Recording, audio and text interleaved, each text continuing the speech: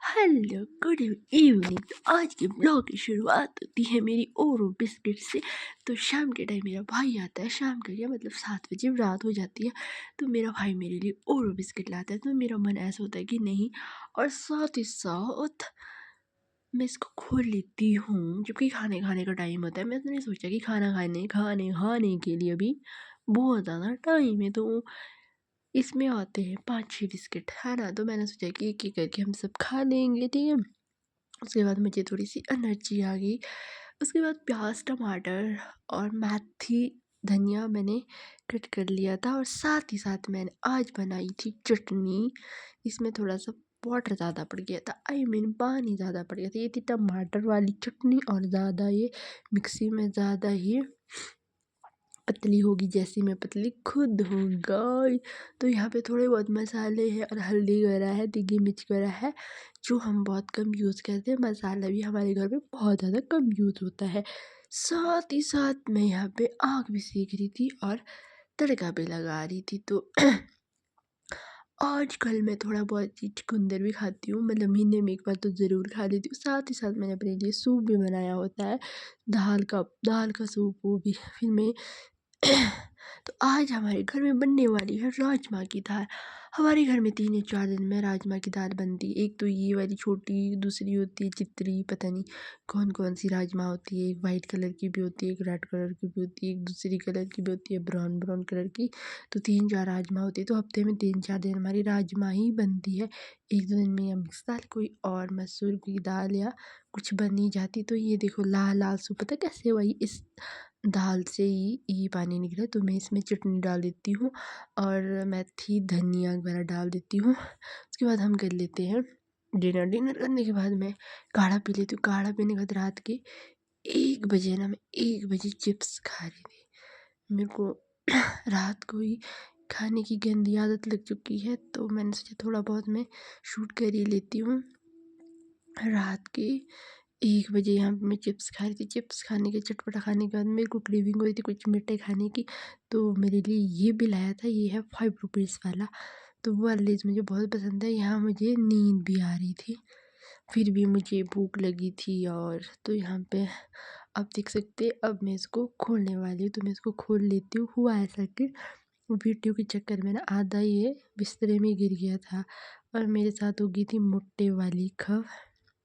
Back कैमरे से आज मैं यहाँ पे वीडियो भी शूट कर रही थी, और मेरे को नींद भी लग रही थी, और इतना ज़्यादा यम्मी यम्मी था। उसके बाद नेक्स्ट डे आप देख सकते हैं ये सब चीज़ें होती हैं मेरे रूम में पड़ी हुई रात को। तो नेक्स्ट डे वही राजमा की दाल और चटनी खा लेती हूँ मैं।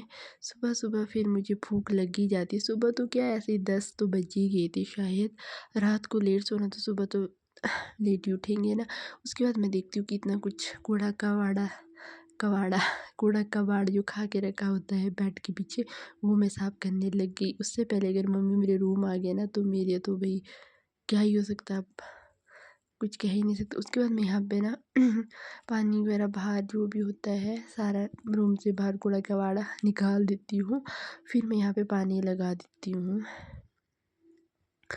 पानी लगाने के बाद फिर मैं जो बाल्टी वगैरह धो लेती हूँ, और इसमें हॉट वाटर की बॉटल, इसमें भी जो शाम को होता है ना, आजकल इसी का सहारा लेना पड़ता है, नहीं तो रात के टाइम बहुत ज़्यादा ठंडी ठंडी लगती है। अकेले इंसानों को तो बहुत ज़्यादा ठंडी लगती है, तो इसीलिए मैं हॉट वाटर की यूज़ करती हूँ। जैसे ही सुबह वैसे उठना ही नहीं चाहिए, जैसे सुबह उठने के बाद, लोग तो सुबह कर लेते होंगे सारा काम, बट मैं उठने के बाद ही सारा काम कर लेती हूँ।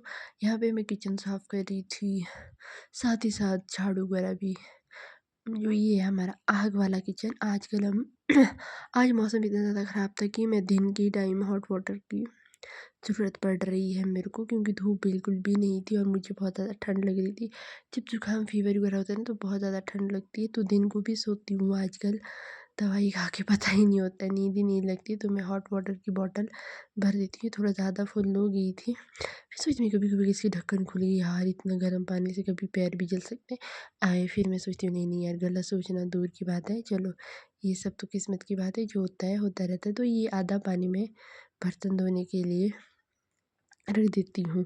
पर होता है ऐसा कि क्या फ़ायदा, धोने तो मुझे नलके से ही है। छोड़ो, ये सब तो होता ही रहता है। तो उसके बाद यहाँ पे चली जाती हूँ मैं चावल लगाने।